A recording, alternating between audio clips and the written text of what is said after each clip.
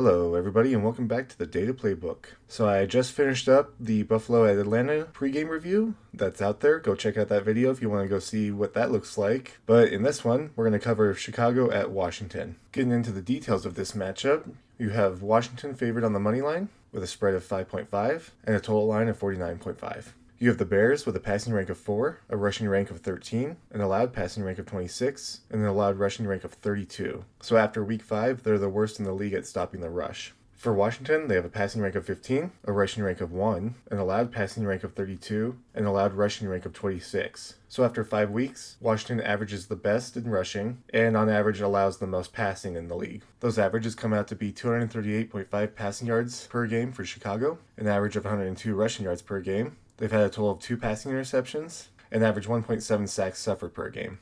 Washington averages 205 passing yards per game and 156.4 rushing yards per game.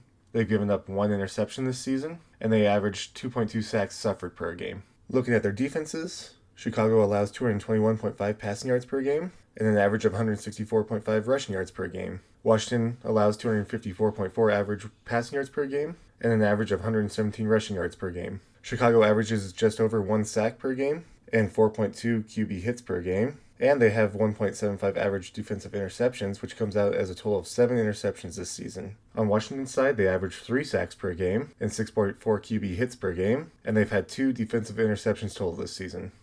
And going through our quarterback information, you have Caleb Williams for Chicago and Jaden Daniels on Washington. Caleb Williams has 82.1 fantasy points this season. That's an average of 20.5 fantasy points per game. Jaden Daniels has 57 fantasy points this season for an average of 19 fantasy points per game. Looking at their turnovers, you have Caleb Williams with 2 passing interceptions and 7 sacks suffered, while Jaden Daniels has no interceptions and suffered 8 sacks this season. On average, Caleb Williams gets 231.7 passing yards per game and almost 30 rushing yards per game, and just short of 28 rushing yards per game.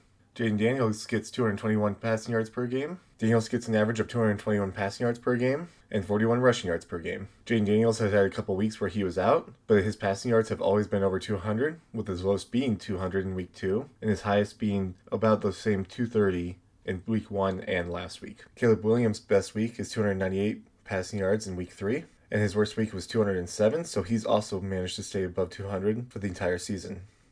And looking into the running backs for this matchup, you have DeAndre Swift for Chicago and Ja'Cory Crosby-Merritt for Washington. Swift has 37.2 fantasy points this season. That's 50.2 in PPR, and it's an average of 9.3 fantasy points per game, or 12.5 in PPR. Ja'Cory Crosby-Merritt has 55.7 fantasy points this season, or 60.7 in PPR. That's an average of 11.1 fantasy points a game, or 12.1 in PPR. Both these running backs have had a rushing turnover. Swift gets an average of 46.7 rushing yards per game and an average of just over 21 receiving yards per game. Ja'Cory has averaged 56.6 rushing yards per game and 10.8 receiving yards per game. With Swift, his best week was week 2 with 63 rushing yards, and his worst week was week 3 with 33 rushing yards. With Ja'Cory, his best week was last week with 111 rushing yards. He also had a good first week with 82 rushing yards, and his worst weeks were week 2 with 17 and week 3 with 26 rushing yards.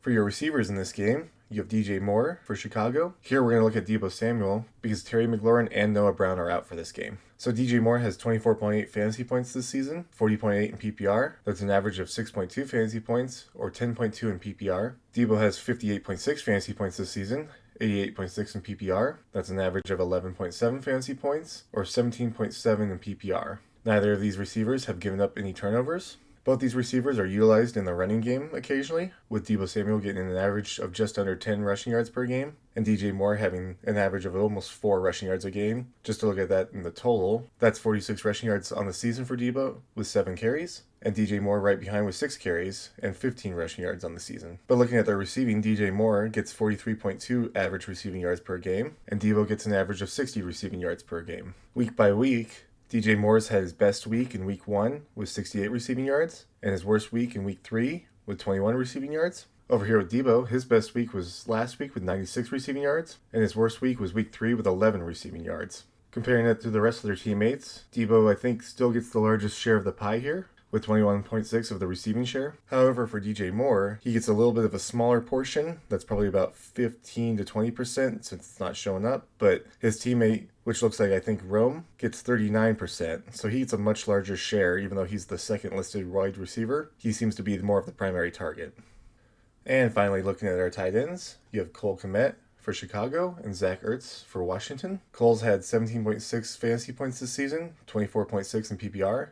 That's an average of 4.4 fantasy points per game, or 6.1 in PPR. Ertz has 28.9 fantasy points this season, 42.9 in PPR. That's an average of 5.8 fantasy points per game, or about 8.6 in PPR. Between the two tight ends, there are no turnovers that they've given up. Cole Kmet gets an average of 29 receiving yards per game, and Zach Ertz leads him just slightly with 30 receiving yards per game. Looking at how that breaks down, you have Cole with his best week in week 4 with 46 receiving yards, and his worst week right before that in week 3 with 10 receiving yards. For Zach Ertz, his worst week was last week with 0 receiving yards, and his best week goes back to week 2 with 64 receiving yards. Even despite that, he still gets almost, I think, about 15% of the receiving share here for the team, and Cole is about the same with that 16.2% of the team share. We can also see now here that DJ Moore gets 15.8% of the receiving share on the team. So there it is. That's the second Monday Night Football game. I hope that there was some useful information in there. And if so, leave a like and subscribe. If there's something more that you want me to cover, then leave a comment and let me know what I can do better. Otherwise, thank you so much for watching, and I'll see you in the next video.